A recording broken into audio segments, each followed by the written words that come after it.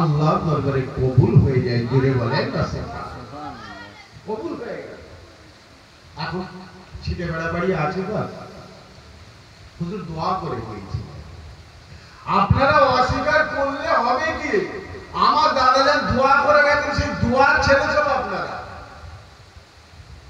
যান, যে লাইনে যাবেন যান, অস্বীকার করতে পারবেন না।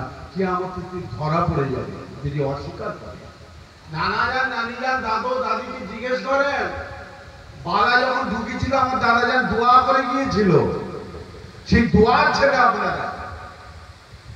আজকে আপনারা ভুলে যেতে পারেন, আমরা কিন্তু ভুলবো না, কারণ আমাদের দোয়ার ছেলে, আমার দাদাজানদের রুহানি ছেলে সব আপনারা। শুধু তা নয়, এই দুনিয়াতে যেমন একসাথে আমরা এই ওয়াজ শুনছি, একসাথে আছি, আল্লাহর রহমতের বেহেশত একসাথে থাকবো। বলেন নারে তাকবীর, নারে তাকবীর।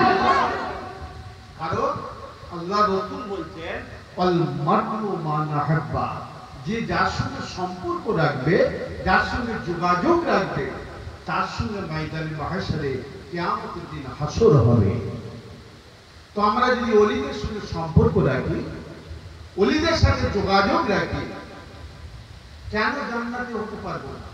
ওলিদের কাতারে আমরা থাকবো, ওলিদের দলে থাকবো, আমার নবীর দামান ধরে একসাথে আল্লাহর রহমতের জান্নাতে যাব। জোরে বলেন না সুবহানাল্লাহ।